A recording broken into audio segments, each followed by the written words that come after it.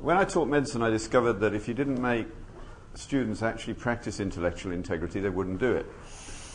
I never used to tell them that they couldn't leave a bedside teaching session until they'd said, "I don't know." Of course, that doesn't last too long. They find out that's the exit phrase and they say it. But it's an important point. It's a pity that many of my colleagues would upbraid them every time they said, "I don't know." It was the wisdom of Socrates, after all. But today's topic is one that's been of interest to me from some time. The whole idea that history should matter to us seems to be foreign to many Christians. Many Protestants behave as though nothing happened from the end of the Acts of the Apostles until the 16th century. That's not true, as you well know. And students think that anything before 1960 can't possibly be of importance, and that also is untrue.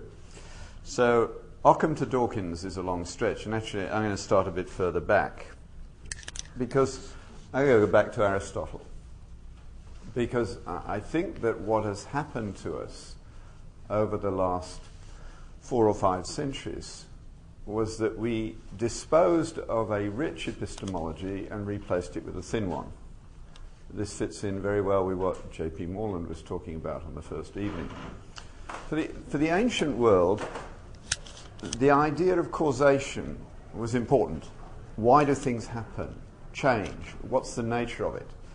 And the dominant model is called the 4 causes. They have fancy names. They're called the material, the formal, the efficient, and the final causes, but you don't need to remember those names. I'm much more concerned that you go away with things in your head that stick than that you have fancy words.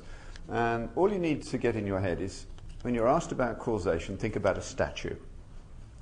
Now, obviously the material cause of the statue is what it's made out of, the marble, the bronze, whatever it is. The formal cause of the statue is the idea inside the head of the sculptor.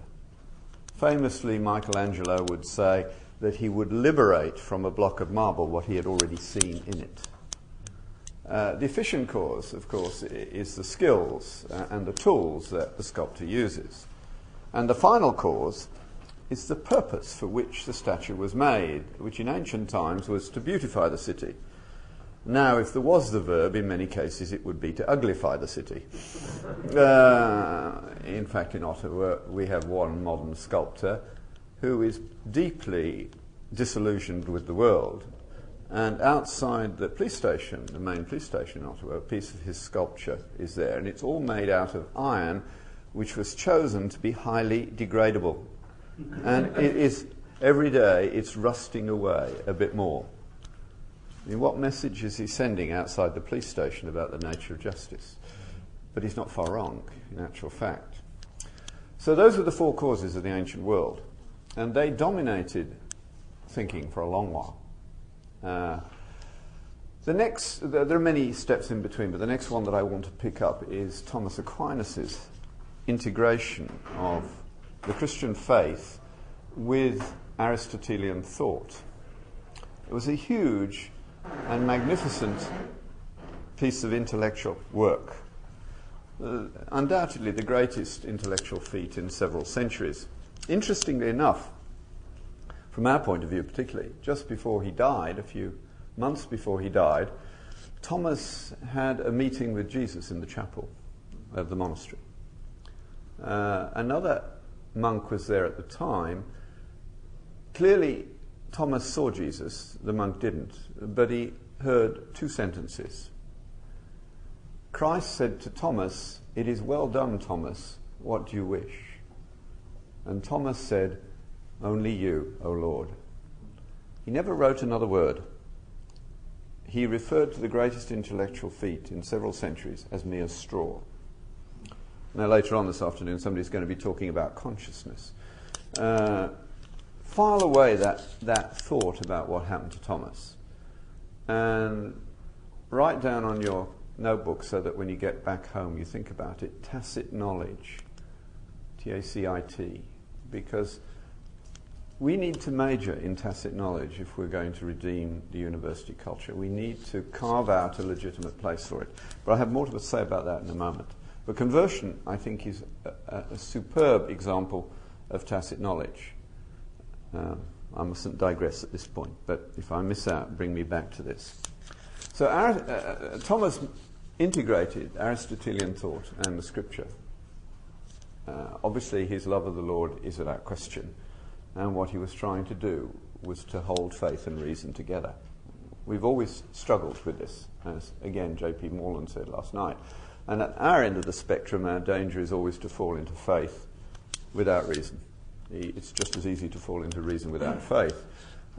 They have got to be constantly held in tension, the two wings upon which the church flies. When Thomas had completed his work, the church, in fact, the Catholic Church, was worried about it, as we also worry about intellectuals and what they might do to our children, and rightly so, because they do a lot of damage. The church worried about that.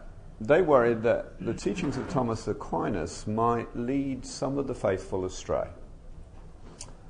So in 1277, the Bishop of Paris actually banned the teaching of Thomas Aquinas. That's just a few years after his death.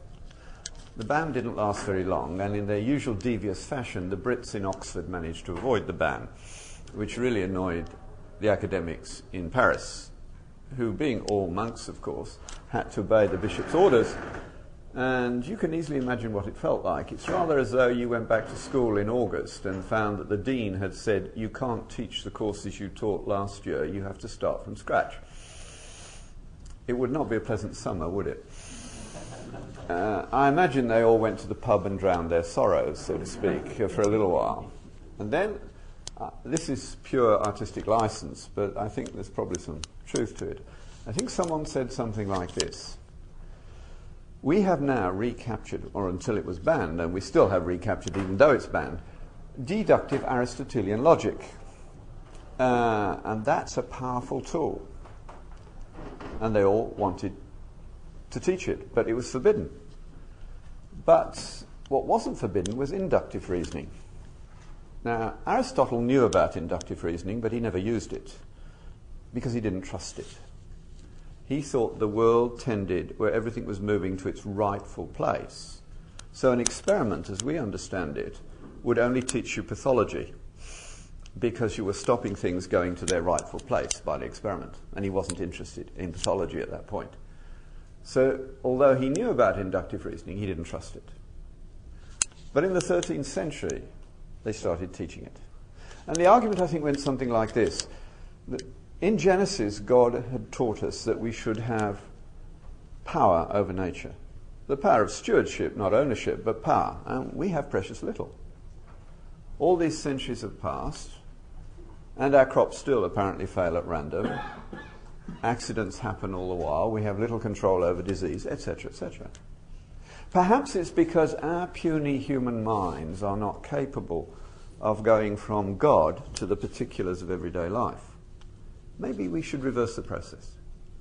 Maybe we should start with particulars that we can study and work back the other way. This is the beginning of experiment. It began in both Paris and Oxford, with Oresme in Paris and the Merton School in Oxford. And it led, in a couple of centuries, the graph was invented and nobody knew what they'd invented.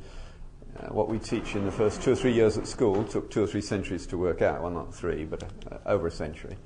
And then Galileo started rolling a ball down an inclined plane and changing the angle and measuring where the ball hit the ground. He had no idea that that would put a man on the moon eventually, but it did. Or at least the extrapolations from that. Inductive reasoning worked. Experiment worked. Now, the bottom line for us, and the thing that we must always get to, I give a talk called, If Newton Had Not Had His God, He Would Not Have Gone Looking for His Laws. You see, nobody would believe inductive reasoning if they didn't believe there was a God of order underneath the surface chaos of life. An animist doesn't believe there's any order. They really believe that it's chaos. And it's controlled by local evil spirits. And for that reason, there's never been a nutrition education program in sub-Saharan Africa that worked if you remove all expatriate input for 2 or 3 years before you evaluate. The Jewish tradition is what led us to understand that God was a God of order. And it was buried deep in our psyche, but it was there, ready to go. The Jewish tradition had also, if you've noticed this, there are two things in Genesis 1 that don't get the accolade "and it was good." One is the heavens and the other is us. Well, us is easy to understand. It's called sin. The heavens, well, it made the big difference between the Jewish creation stories and all others. God was saying, the heavens are just something I made. They're not sacred, so science was possible. If the heavens are sacred, science would be sacrilege. So the Jews, Orthodox Jews, understand that God put right back in Genesis the possibility of science. And the God of order, inductive reasoning, was also possible. So you need to master that argument, and you need to learn the rhetoric of how to make the point to your students. When I tell my students that Kepler wrote prayers in his lab book, they are embarrassed. But he did. And he recalculated by hand for 5 or 6 years Tycho Brahe's data on the orbit of Mars, because for the first time Tycho Brahe was the first person who knew the limits of his data. In other words, he knew that what he measured was not the truth, but he knew how close an approximation it was. He was the first person to think in those kinds of terms. So Copernicus didn't have access to data that was that good. Kepler did. So he wrote in his lab book a prayer giving thanks for an error, I think of it was of 5 minutes of arc in the movement of Mars, because that's what led to the ellipse. That's what led to Kepler's laws. 5 years by hand, recalculating the data. And then the ellipse, he doesn't know where it came from. It's one of those God things, and he knew it. No computer would do that sort of thing in the same way, unless it was programmed to do it, of course, in which case that's not where the genius lies. But that's what happened. So, very swiftly, in a period of about a century or so, Newton was born in the year that Galileo died. Newton was also born on Christmas Day, and that was important to him as well. He thought he had a divine hand on him, and certainly in terms of the history of science, I don't think anyone has equaled Newton as a single individual performer. Einstein comes close. But those 4 men, all of whom believed in God, gave us what within a century became a tacitly atheistic universe. So that within about 100 years of Newton, you have Laplace, the French physicist, saying to Napoleon, when asked where God fitted in his science, he said, "Sire, I have no need of the hypothesis of God." And of course he was right. Once inductive reasoning and the experimental method had been shown to work empirically, you didn't need to believe in God to use it. But it's intellectually dishonest not to acknowledge that it was essential to somebody using it in the first place, being willing to use that much time and effort for that kind of idea. So 50 years ago even, there would be many historians of science who said that there's been a war between science and faith. Now I would think in the top rank of historians of science, there are very few who would say that. If you want a really good introduction to the history of science, the beginnings of science, read David Lindbergh's book, The Beginnings of Western Science, from the University of Chicago Press, and pray for him as you read it, because he's on his way to faith, but he's not there yet. But he's very honest about the role that the Christian faith played. And I think you could summarize it like this, that the Church was not a perfect patron of science, but it was the only patron of science as we know it. And no other society got to the crown jewel of experiment, because they didn't have that belief in God. Fatalism infects all the religions of the world except Judaism and Christianity. And fatalism gets in the way of many things. The Muslims will never have the same approaches until they change their belief system, because there's that wonderful phrase, inshallah. Allah did it. Why bother? There's one of my friends who was involved in setting up a dialysis program in Riyadh said on one occasion a technician shrugged and said, "Inshallah," when a dialysis machine stopped. To which, of course, my friend said, "It's not Allah, it's a fuse, fix it." Now, it's a wonder he didn't get lynched, because he could have been, but But it makes the point. And animists, of course, are even more fatalistic than Muslims. What's going to happen is going to happen. When you've seen a nurse pick up a needle off the ground and put it in a vein, you know that despite the exam that she or he may have passed, they didn't understand what it was about. After all, they've never seen a microbe. It's pure faith. There's much more evidence for evil spirits than there is for the microbes in their world, as far as they see it. So we inhabit a long story. And it started going astray during this period I'm talking about, because this is where the four causes were reduced to two. Bacon, both of them were involved. Rogers was a rather arrogant man at Oxford, a Franciscan, who didn't like anybody who thought they were brighter than he was. But Francis Bacon said, collect facts. And in so doing, he changed the meaning of the word fact. Or it was being changed, because before him came Ockham. Now, Ockham was also a Franciscan, and he's at the heart of many of our problems. Very bright man, who was willing to take on the Pope over various issues at various times. But he said he was upset with Aristotelian categories, universals. And he said they get in the way. The only things that we can know, and here's the change in epistemology, are things that we appreciate with the senses or their extension in instruments. Now, he did this to protect God's right, if he wished, to make logically contradictory statements. He was almost a Muslim in his approach to God, if you like. I think most Christians would say there are some things God can't do, and they are those things which contradict his nature. They're logically impossible. So Occam's, you've all heard of Occam's razor, that you shouldn't multiply causes beyond necessity. The only problem with Occam's razor is that it's a simplification which isn't always true. It's an American failure, as your great commentator Mencken used to say. The problem with Americans is they're addicted to simple solutions. The only problem is they don't work. Whether he saw quantum physics coming, I don't know, but it would make sense. Sometimes the truth is more complex than the simplest explanation of the data would suggest. So Occam was wrong. But it did make all these things possible. It did make the step into reductive thinking, and that word came up, reductionism, in the first lecture too. Reductionism is simply the practice of reducing things to the simplest models. And it's dangerous. Sometimes it's true, sometimes it's not. And as scientists in the Western world, we fall in love with our metaphors. And if it's a simple explanation and it has great power, we will hold on to it much longer than we ought to, because we neglect the data that is outstanding, and we leave it. We pretend it hasn't happened. We've all done it at various times. We do it with diagnosis. We do it in all sorts of areas at various times.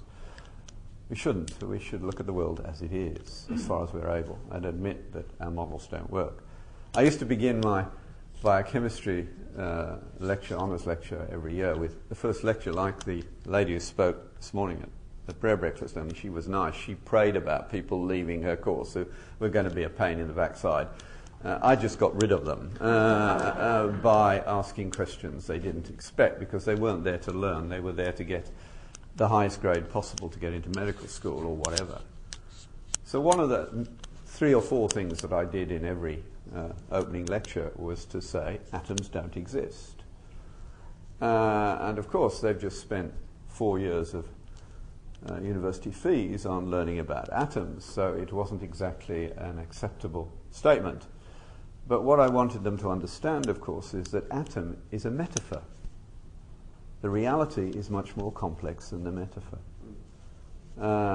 Atoms, as Dalton understood them, were the ultimate particles. We've got past that in the 1920s, but it's a useful model. What we do as scientists is we build provisional models to explain the data we've got. None of them last indefinitely, because God has made a more complex world than we are capable of handling, and I suspect it's always going to be like that. So don't fall in love with your metaphors and your models. I don't care which they are, just stay with the facts. But you see, This word fact is another sticky word. For Newton, the word fact had a different meaning than it does for you and for me. In the introduction to the Principia, Newton says, I feign no hypotheses, by which he means I'm only giving you a model, a metaphor for reality. I don't pretend that it's the reality. But of course the Newtonians pretended that it was. It's the same with Calvin and Calvinists, isn't it? It's a common human error. Darwin and Darwinists are another example. They take it further than the master himself would have taken it, and that's a mistake. So, for Newton, facts were the moral facts. And here's another thing that you need to get regularly into your teaching. The way to do it is by asking questions. I went to one of the sessions this morning on academic freedom, but it was about the law, and I was more interested in other aspects of it, because in Canada we're in great danger because we have hate speech laws which could certainly put me in prison, because hate speech is anything said which the person in the minority group takes offence at. Truth is not a defence. We have some human rights tribunals which are nothing more nor less than kangaroo courts, and fortunately they've gone too far. How many of you have read Mark Steyn, America Alone? You should have done. It's a good read. He's a wonderful journalist. He takes it too far, but it's fine. But he's in court because of it. He will win, I hope, because if not, it's in real trouble. When that bill went through, I wrote to a good friend as a journalist and said, John, what do you think about this? And back came the email within 20 minutes. He said, I expect to see you in the next cell to me. That's what we face. You're more concerned about freedom, and we're concerned with a justice which is not philosophically founded as well as it was 30 years ago. So for Newton, and this is the point you have to make to your students, the real facts were immaterial facts. I don't know if you've noticed this, but if you made a list of all the things that matter to you most, what would be on that list? Love, justice, truth, honour, fidelity. Now what do all those things have in common? No material existence. Does that mean they're not real? Absolutely not.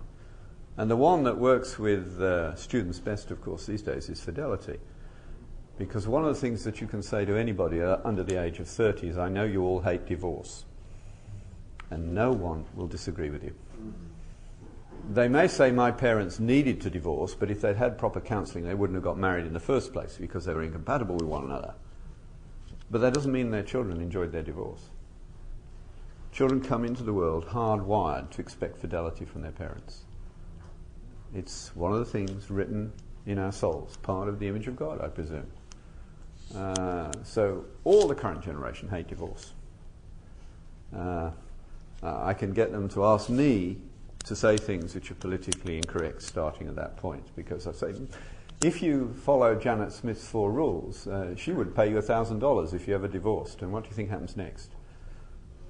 The lecture goes completely off track. They will not let you go on until you've talked about the Janet Smith's 4 rules for having a marriage that survives. And these are secular kids. So get this distinction between material and immaterial facts right front and centre in your mind, and always do it as a question. You need on your fridge before you set out to teach. Don't make statements, ask questions about anything that relates to the realities of life. You can make statements about biochemistry or physics or wherever it is that you teach that's politically correct, but in all other areas, don't ask questions or make yourself available for questions. Don't begin your course by saying, I am a Christian. There are some people in the CCLU or the ACLU who would go after you for that. You shouldn't have said that in a university setting. But say, are there any things you want to know about me and how I understand the world before we start this lecture series? The students will ask the questions. Then it's okay. So do it that way every time. So in this story, we've got to the point, 100 years after Newton, where Laplace has got to he was probably the ultimate reductionist. He believed that we would be able to explain everything. And that you didn't need God. Now, he himself was a practicing Catholic. The incoherence is one of the things that these people live with. This is Scientism. The best person I know to deconstruct Scientism is Robert Spitzer. If you can find his lecture on Scientism, I've listened to it a dozen times at least. I can't match it by any means. He teaches quantum physics and theology, and he's a Jesuit. That's the kind of mind you need for this sort of thing.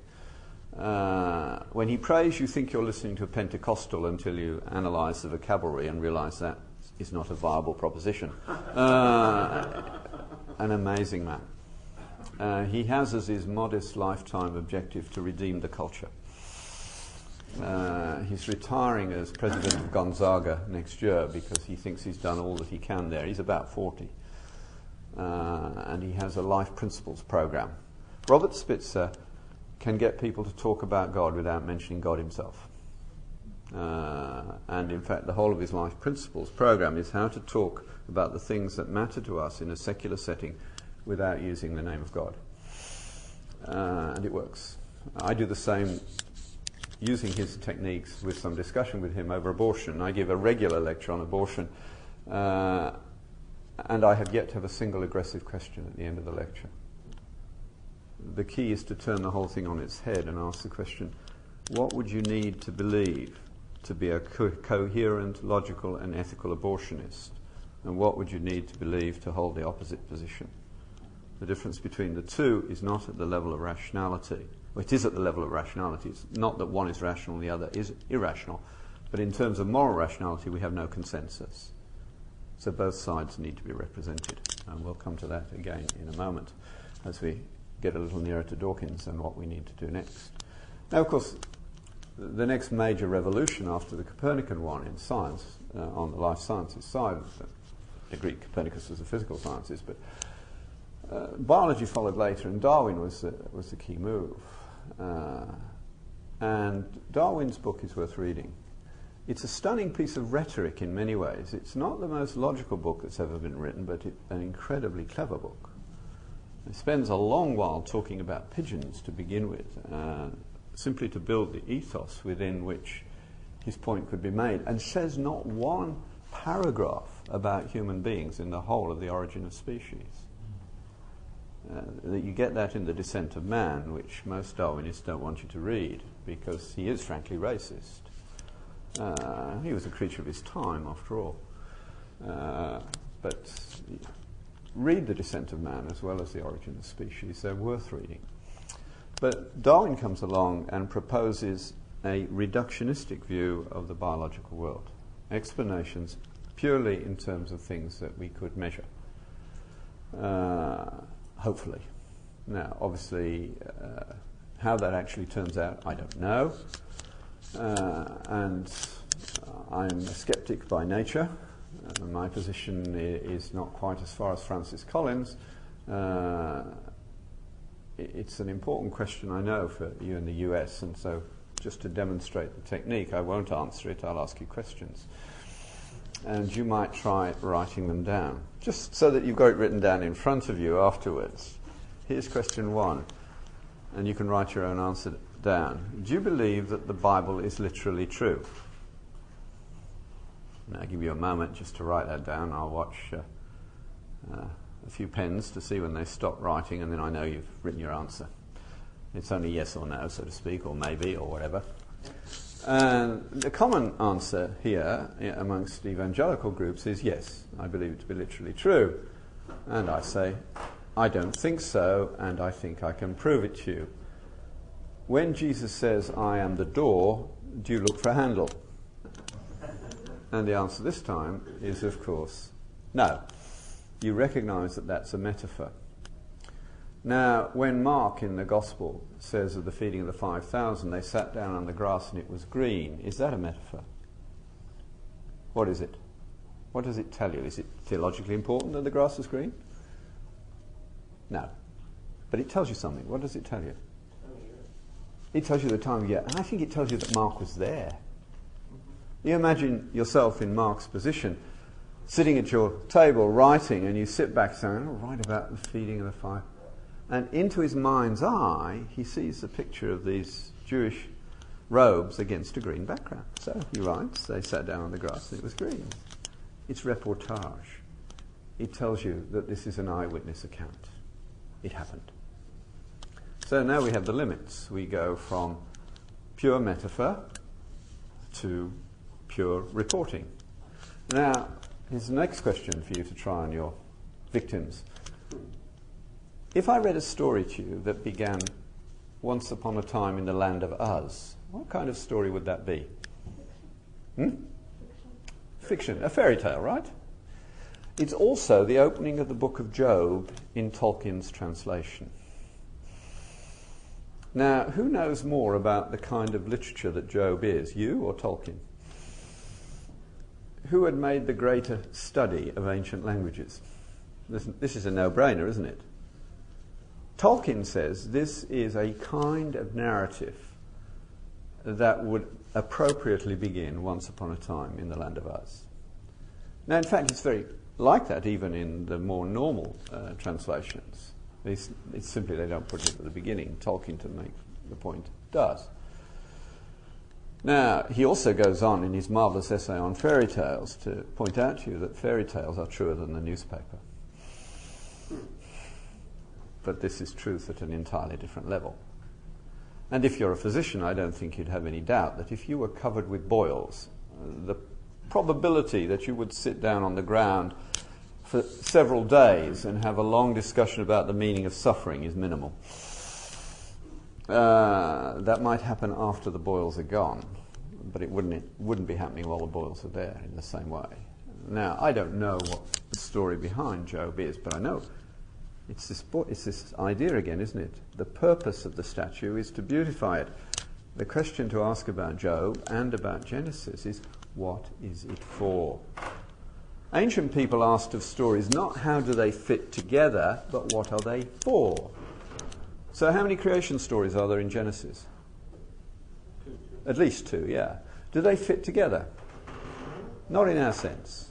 The order of creation is different in the two, and in one, male and female are both created from the dust of the earth, and in the second, female is created from Adam's rib. But that would not be a problem either in Africa or, I suspect, in the ancient world. I know several tribes that have more than one creation story that don't fit together because they ask the ancient question, what is the story for? And it's perfectly obvious to them that the stories don't fit together, but they're there for different purposes. Now, what are the main purposes of the first story in Genesis? If you sort of stand back a little bit and look at the story as a whole, what are its main purposes? Tell you who God is. In the beginning, God. Even that. You see, that's the key question. In the beginning, what? What does Darwin say? Well, he refuses to engage that issue.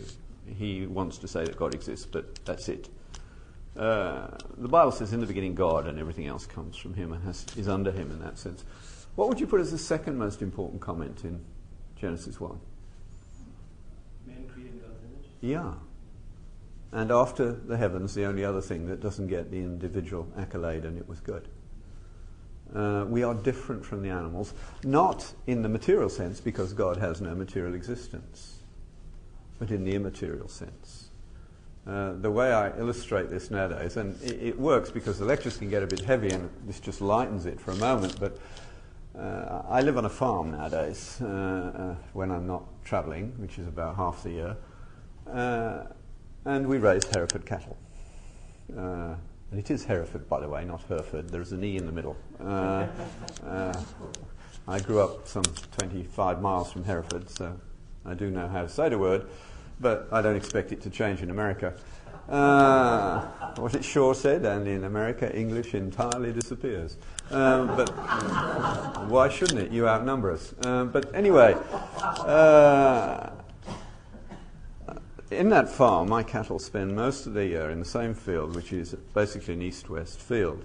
And at the western end of the field, there's a creek, and there's a dam just below the field. So there's actually a pond at the end of the field. Now, come October, just before it freezes, the temperature's dropping, but the water hasn't frozen yet. We get spectacular sunsets, purples, greens, indigos, really super colours. And of course, they're reflected in this lake, this pond. And I will put on my coat at 0 centigrade or -10 centigrade and go out and watch the sunset. My cows have never joined me. Beauty is entirely gratuitous. It's for us. There's no animal that appreciates beauty as we do. They don't.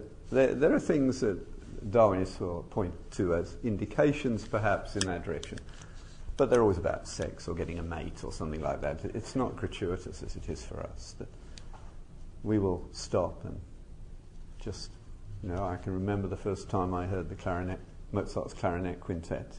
I was just spellbound. It doesn't happen to animals. That's part of the image of God. In fact, my favourite approach with students these days to pre-evangelism is to use Simon Weil's 4 categories of why believe, because they will relate to it. And I note, interesting enough, that Tom Wright uses somewhat similar categories, although he doesn't mention Simone Weil. But as you know, she was a Marxist Jewess and a very smart woman indeed, and she became a Christian. And when she became a Christian and was asked why, she had 4 wonderful reasons. She said, first, the very rare subjective experience of God. Usually 2 or 3 times in a lifetime, I would guess, what I'm talking about. The sort of thing that Isaiah had in the temple. Things that are so overwhelming you don't very often discuss them. A couple of times in my life. The second one is much more important. That's meeting people who are holy. Usually inversely related to education. That's my gloss.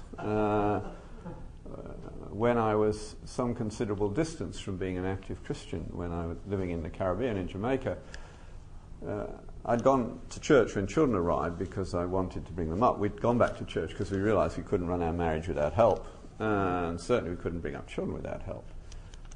But the faith never showed up in work at that stage. And so there would be the professor going to a little Brethren chapel, which is the nearest church to the university where a lot of the students went on Sunday morning. And what I really wanted was to hear one illiterate Jamaican pray. There's a lot of extempore prayer, as you probably know, in Brethren services, or semi-extempore prayer. But this guy was extempore.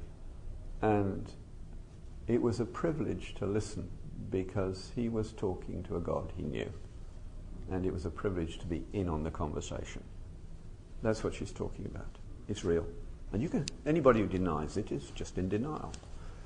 The third one is beauty, which is gratuitous. And the fourth one is for doctors. The absolute lack of mercy in nature. How can you defend on a Darwinian model the universal desire for mercy that never happens in nature? I watch the cattle. The little runt is going to die if you don't make some effort. They feed according to pecking order, and the weakest come last. That's the animal world in most cases. There are a few exceptions, and then they're only temporary usually. Even in human society without Christianity. I've got many pictures of African women feeding all their children after the men have had the best from a common pot, and the little runt is not getting his share. He's doomed while they feed from a common pot. But we do desire mercy, don't we? It always seems that you have to warn medical students that so often the first patient you see die is, a 15-year-old child who's the only child of elderly parents. It always seems to be a disaster. I don't have an answer for those things. There's no immediate answer. The only answer is it's either delayed or it's not. There is no answer to suffering in this current world that you would, with any sensitivity, to propose to somebody going through it. I spent my life dealing with basically 3 groups of children, none of whom have a fulfilling life in a reductionistic sense. Children with cystic fibrosis, children with cerebral palsy, and 10-pound 2-year-olds of the developing world. And now, adding to that, AIDS orphans via my daughter's work in Central Africa. There's no answer to these questions that's satisfying. Within those, you see people who grow dramatically in the process, but it isn't because the problem was answered, it's because God turned up. The comfort was other than philosophical, if you like. So Darwin comes along and proposes his theory, which you'll hear more about, I'm sure, later this afternoon. And of course, it's very attractive to 19th century industrialists and all the rest. The social setting in which this happened, the survival of the fittest was not Darwin's phrase, it was Spencer's. And of course, Thomas Huxley was particularly tough in this direction. And then you get people like Margaret Sanger coming along later and saying we shouldn't be saving the genetically impure. And now, of course, we're moving steadily in that direction as the prevalence of cystic fibrosis has diminished by at least 20% in North America since the discovery of the gene. Do you know who discovered it, by the way? Along with Lapshee. There's two people involved. I heard Francis Collins give a talk on the Human Genome Project about 4 or 5 years ago in Chicago, and he did not mention his own work. Now, it's very rare that you get a world-class scientist giving a lecture on genetics and not mentioning what he did himself. But he didn't. And of course, I was thinking, when's it going to come? And then I realized it wasn't going to come, because he was lecturing to the Christian Medical Dental Association. And I've no doubt, I haven't had a chance to talk to him properly, but I only had a chance to ask him a question because he was off to the next meeting immediately afterwards. And I said, what do you think about eugenics? Now, obviously, he'd listened to me, preceded him, and obviously I had an impact on him because we'd never met, but he remembered my name, but maybe he's that kind of guy. And he said, John, I don't know what to say.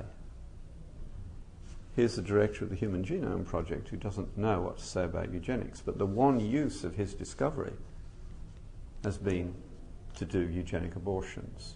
We know exactly what the defect is in cystic fibrosis, and when I last looked, it had made no difference to treatment. It's a tiny little defect on the chloride conductance channel where a gate doesn't work properly. Can't fix it. But we're getting rid of the problem. And we have a list about 20 or 30 long that we intend to get rid of in Canada. I don't know what the HMOs are doing in the USA. That's eugenics. We don't know what else we'll be getting rid of in the process. It would serve us right if we woke up and found the average IQ of the whole population had dropped by 20% as a result of these things. That could easily happen, because we've no idea where that comes from. But this is the world that we're moving towards. A reductionistic understanding of who we are, which is what Darwin, taken to the nth degree, would lead towards, and will lead to similar ideas in terms of the mind and everything else. We have got to fight very hard for the importance of the immaterial dimensions to our life. You go home to your spouse and say, I'll tolerate a little love tonight, and you won't get too far. It's the wrong verb in the wrong place. We need to talk about these things, and we're not doing a good job. Even, I would put it, and with this I'll finish, because I want there to be discussion. This is a Campus Crusade weekend that I'm enjoying a lot. So what I'm about to say is a little critical of Campus Crusade, but please take it in the spirit in which it is given. I think that the model that is used needs a little enrichment and a little nuancing. The 4 spiritual laws, I don't think, lead us to Christ. I think what they do is they enable people to whom Christ has already come to be able to articulate what has happened. Now, an exercise I would suggest you do when you get to your room at some point is write down your own conversion story. Is it an explanatory story? Can you lift your conversion from yourself and fit it on someone else? Can you do that? You can't, can you? Conversion stories are non-explanatory stories. We shouldn't be surprised, because that's exactly what Jesus said. Do you remember the conversation with Nicodemus? Nicodemus, in our terms, was a university prof. And profs recognize talent, and they're always envious. That's what got Galileo into trouble. Sometimes it's very amusing. I'm here today in part because of that phenomenon, because for many years I denied that I had been given any particular gifts by the good Lord. I was smart enough to know that if you claim to be a Christian and have gifts, you have responsibilities. The only way to avoid the responsibility was to deny the gift, to rationalise it in some way or another. And then one of my colleagues said to me one day, "How long do you spend preparing undergraduate lectures?" And I rather flippantly said, "Well, 20 minutes is a bit excessive, isn't it?" And he said, "You're not actually joking, are you?" And I said, "Well, no, I'm not." I hadn't realised that most profs spend hours and hours and hours. I never did a PowerPoint. I thought it was a total waste of my time. My wife does them occasionally. I still don't use them, but at some stage they will happen. I think they disturb concentration primarily. But then that reality turned me around as I began to realise that maybe I should be applying the gifts that I'd been given in other areas. I wish I'd done it years earlier. My life, the happiest summer of my life was 1995, and it was in Central Africa, in the refugee camps with the Rwandan refugees from the Rwandan War. My wife worked with them for 2 years because, well, it's a long story. We haven't got time to go into there. So I went out to see my wife in the summer of 95, not having seen her for 6 months, when she came home briefly at Christmas. And I knew that my research in the area was in ruins, so I was going to spend the summer reading and getting to know my wife again. But I got there and she said, "No, I have work for you. I have arranged for you to speak with the leaders of a dozen refugee camps tomorrow." She knows I don't suffer from jet lag. If you knew my wife, you'd know that I had no option, and the next day I was talking to the leaders of a bunch of refugee camps. And after about 3 hours, we got to the question, which was brilliant. They said, "We want you to help us to understand how we came to kill one another." People had murdered people they'd sat next to in church. Women had murdered children whose names they knew. And when it was all over, they couldn't understand themselves either. Well, God had prepared me, and I said something that I would never normally have said in Africa. I said, "There are 4 talks I think might help you. One was how Britain reconverted in the 5th century. The second was deepening your sense of what salvation is. The third was Christian character. And the fourth was child rearing for virtue," which is, by the way, what no Hittites on the streets of New York are about. And instead of nailing it down, they said, "Can we arrange that?" I ended up teaching between 3 and 6 hours a day, every other day, for the next 2 months. I was in tears. They were in tears. And that was the happiest summer of my life. The first time in my life that I had said to God, "This summer is yours." I'd done Christian things, but I was always in control of the agenda. You probably all know about that. The best time is when you give up the agenda as well. That lovely line from Chariots of Fire, "When I run, I feel his pleasure." Well, God made me articulate, and for the first time that summer I gave the gift back to the giver, and I felt his pleasure. Now, there's no Darwinian explanation of these things. It's a God of the gaps argument, so maybe there will be, but at the moment there isn't. I don't think there will be, personally. And salvation is one of the key areas to talk about, tacit knowledge. Now, if you want to get into the idea of tacit knowledge, read first Drusilla Scott, then Leslie Newbigin, and finally Polanyi, where the idea comes from. But Drusilla Scott writes beautifully, and she had dinner with Polanyi many times, so I think the book is called Every Man Revisited. But Polanyi was a Hungarian Jew, non-practicing, who probably became a Christian, but he never said so. When he was in his 20s, he was already corresponding with Einstein, who replied, "That's how good he was." He would have got a Nobel Prize in chemistry, which his son, Michael Polanyi, did get. But the Russian Revolution occurred. And he had an important conversation with Bukharin, the Soviet Minister of Science. And he asked the question, what will Soviet science policy look like? And Bukharin said, "The proletariat will tell the scientists what to do." Well, Polanyi knew that was the death of science. You can't tell scientists what to do. Tell technicians what to do. But for 20 years, one protein got me out of bed in the morning. I wouldn't get out of bed for the protein that was being studied in the next lab. Neither would they get out of bed for my protein. I couldn't explain why, neither could they. That's tacit knowledge. It just grabbed me from day one. Polanyi knew that this was so, and he also used to say, to be provocative, if you know the results of the experiment first, you do it afterwards. And he's right again. All the most important advances, not PhD advances, but real advances, are intuitive. Einstein famously said, I felt my equations, and then there was a great deal of work to do to find out whether my feelings were right. That's common. If you're lucky, you have the odd experience like that. I've had a couple. Wonderful. But Polanyi ran away, fortunately, from Hungary to Germany, which wasn't a smart move as a Jew, but he ran away from Germany just in time to get away from Hitler, and he ended in Manchester. And then Oxford later, but Manchester was the important point. He was fascinated by what working class men did. See, in both Birmingham, Manchester, and all the industrial area of Britain, the guys had little sheds at the bottom of the garden where they went to get away from the wife and make things. And they made extraordinary things. I had a grandfather who was a Rolls-Royce toolmaker, who was that guy, and uncles too. The bottom of the garden was where they had a good time. And Polanyi was fascinated. But he was fascinated with something you've all met. I hope you've all got hobbies of some sort. Because if you do have a hobby, you can see work in your area and you can rank order it immediately, right?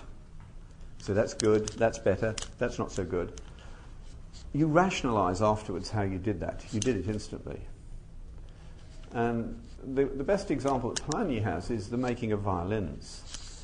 If the university's reductionistic epistemology was right, and it's wrong, you could take a Stradivarius violin to pieces, make exact replicas of every piece using computer-assisted design to nanometer tolerances, and then you'd have two Stradivarii.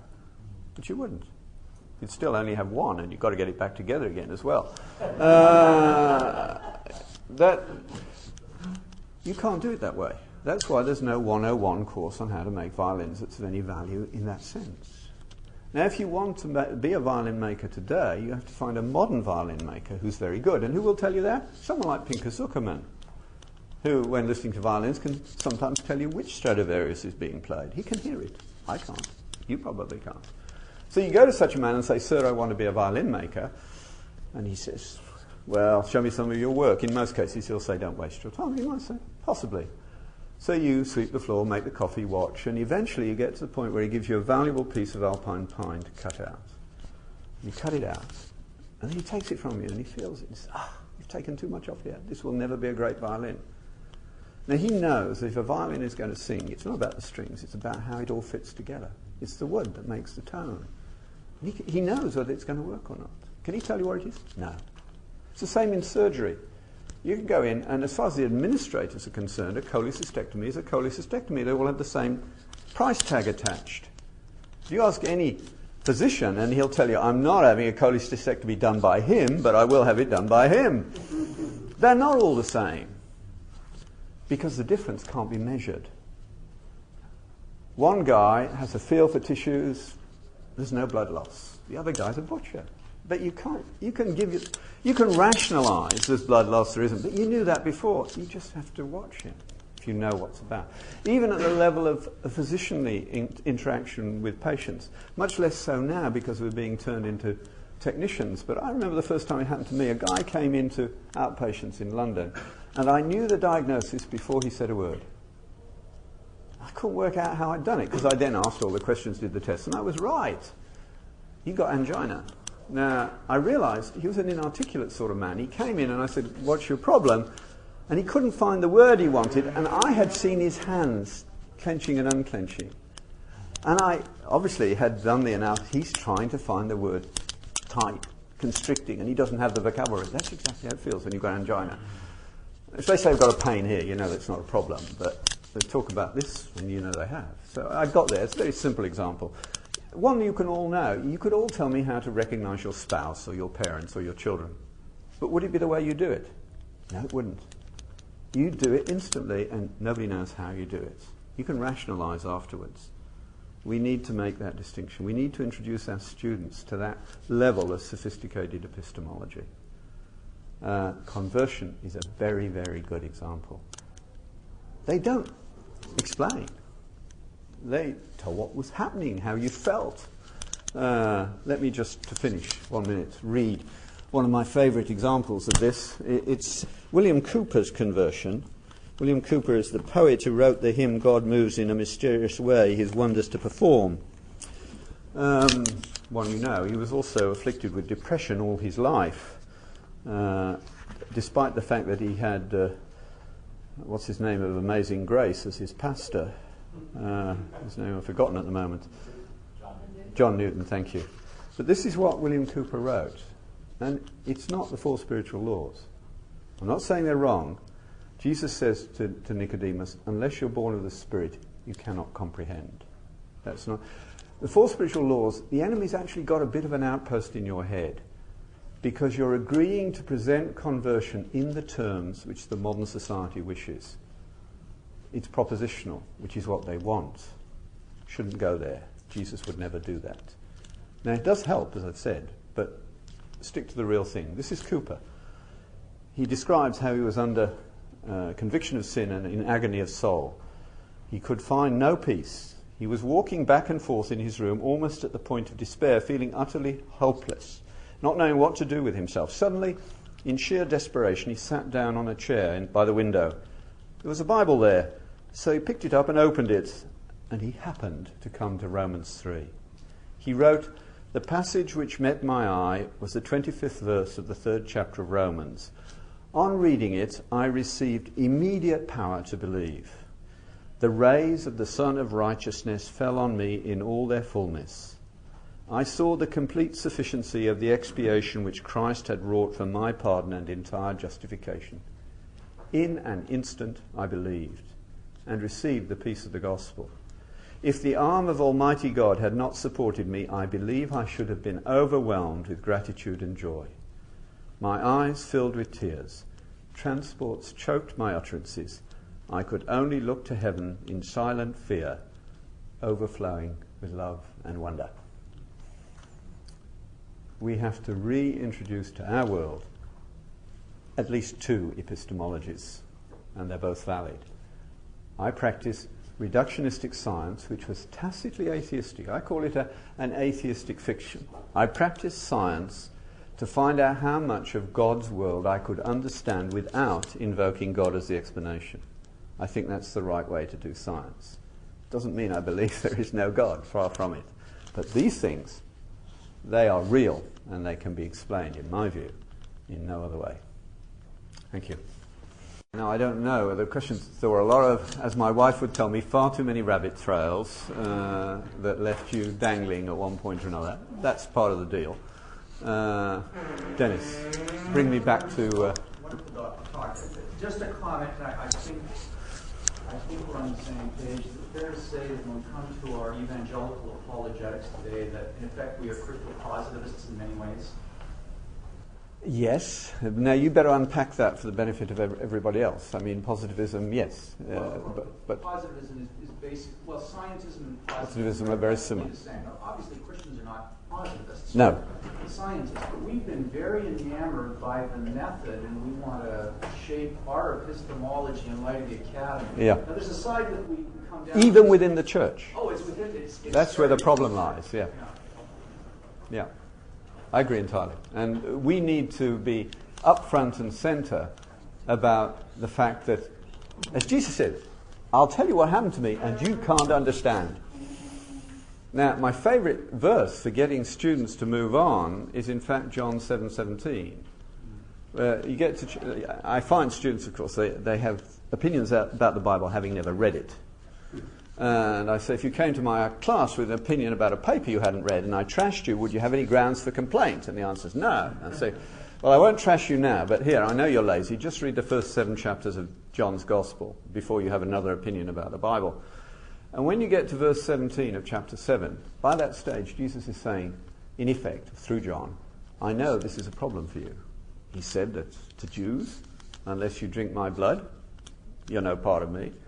He said, I'm the light of the world. He said, I came to save your sins. This is all a bit much to take. But in verse 17, Jesus in effect says, you want to know whether this is all true?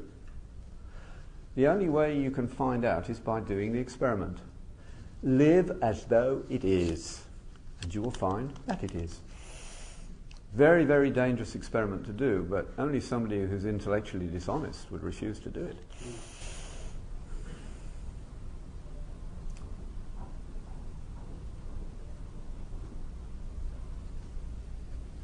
Yes. Any other comments, questions? Yes. You call the first epistemology rationalistic science. What did you call the second?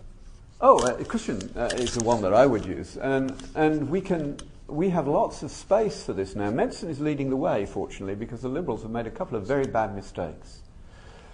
The first is that they have said that medicine should be patient-centred. And just recently they compounded their problem by saying that doctors must be culturally competent. Now, I can drive a bus through that hole. And the best way to do it has been done by a very good friend of mine at McGill. He heard me give this sort of talk, and he's a practical internist, a very good guy. And he turned it into practicalities instantly. He did something quite remarkable.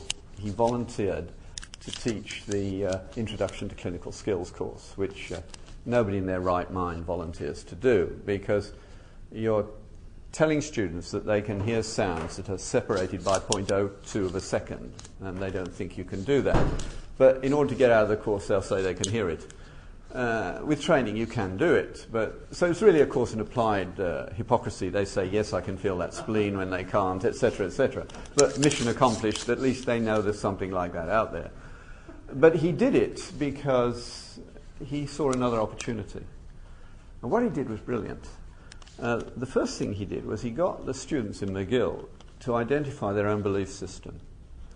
Now, Montreal is probably the most cosmopolitan city in North America. And so the class had all the world's religions represented, including Zoroastrians, because immigrants have more drive. They're overrepresented in medical school. And so he's got a nice histogram of the world's religions and their prevalence in his class. And then he takes the Canadian data, which is government data. We collect data on belief every 10 years, and puts it up alongside the data in the class. And there's a huge mismatch. Because in the world's most multicultural nation, which is Canada, on a population basis, far more multicultural than the US,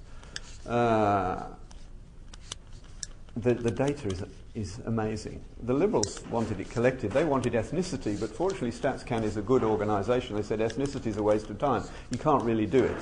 And if your government ever starts trying to collect ethnicity data, wreck it by saying, I'm 5% this, 6% that, 7% that, we're all mongrels, basically.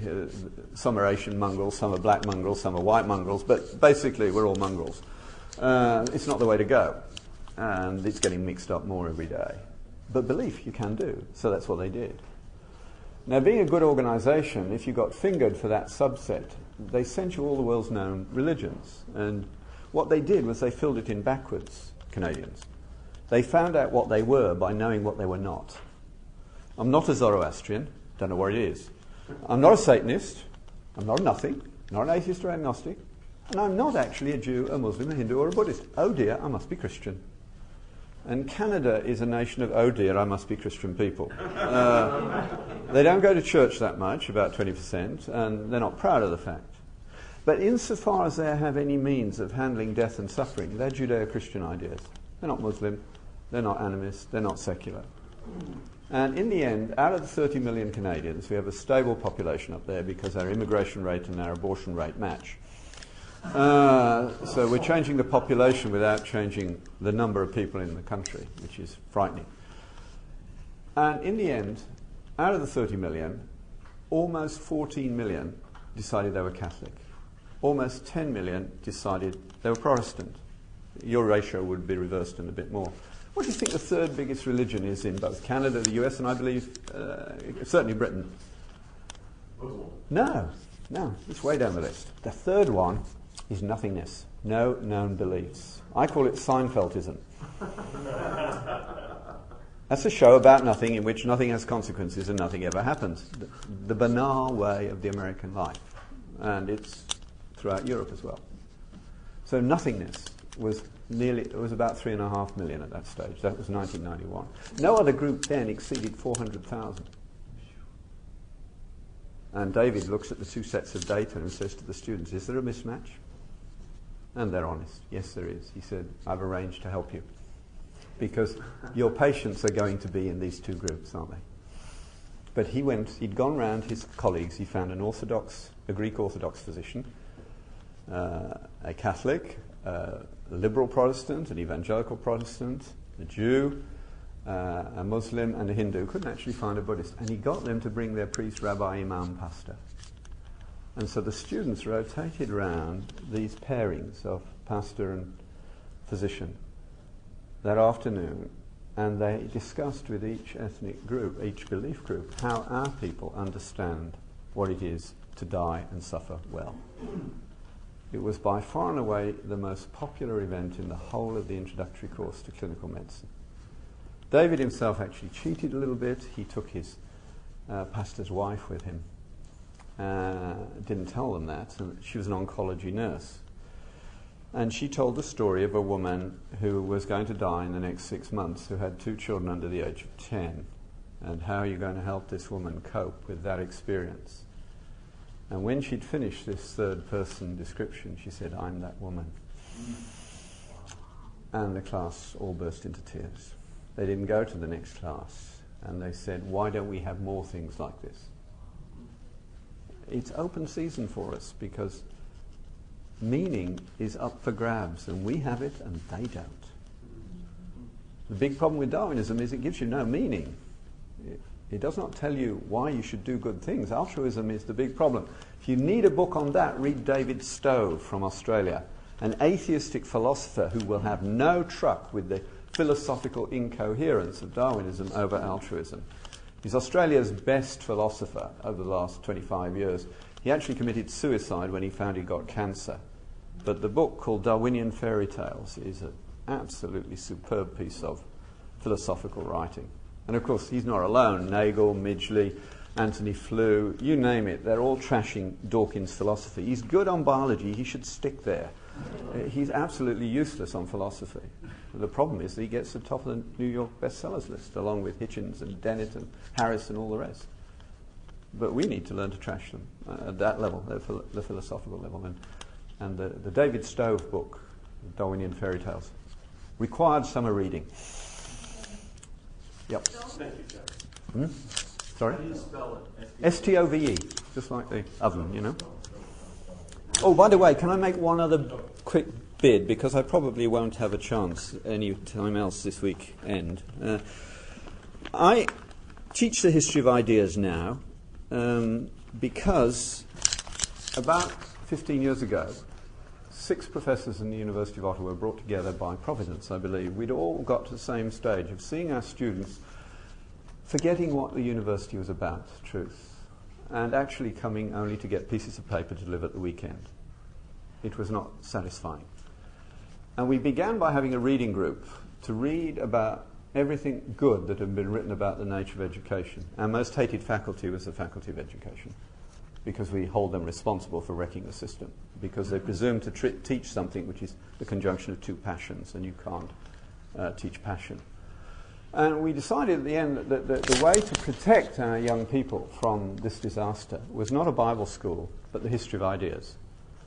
And we began teaching the history of science, medicine and mathematics, art and architecture, literature and philosophy, Latin, and the history of the church and theology in 8 months. This guy had one of his friends come from the University of Texas Medical School, Southwestern. We've had 2 medical students this last year take a year off to do this. Evangelical students going to university have an 80% probability of losing their faith. They take this course, we reverse those figures. 80% will come out with a flourishing faith. So if you know bright kids, come and get one of these and encourage your church. The other thing, if any of you are musicians, it's a fundraiser of the college. This is I'm abusing Campus Crusade, but this is a brilliant 2 CD set, a DVD set. It's Jeremy Begbie, who teaches theology through the arts in Cambridge and Edinburgh. And he teaches you how to think about music Christianly. He plays a little bit of Mozart near the beginning and stops 1 chord before the end and says, all of you can hear that there's another chord to come. Mozart, if he was asleep 2 floors up, would wake up, come down, play the last chord. Then he could go back to sleep again. And he points out that music in the Western tradition is a home, away and home again story. Home key, away, back again. 3 hours in a Wagner opera. But then postmodernity did not begin with 20th century French philosophers. It began with Chopin in the 19th century, who asked the question, why should music resolve? And he wrote some that didn't. That's where postmodernity began in Begbie's view. And he takes you through music and helps you to understand why the young and the old can't agree about music in church. Begbie, I have a few of these. They're fundraisers, so I need at least $20 from you. There's 3 hours material here. So any of you who want one, I have enough. Come and see me. Thanks.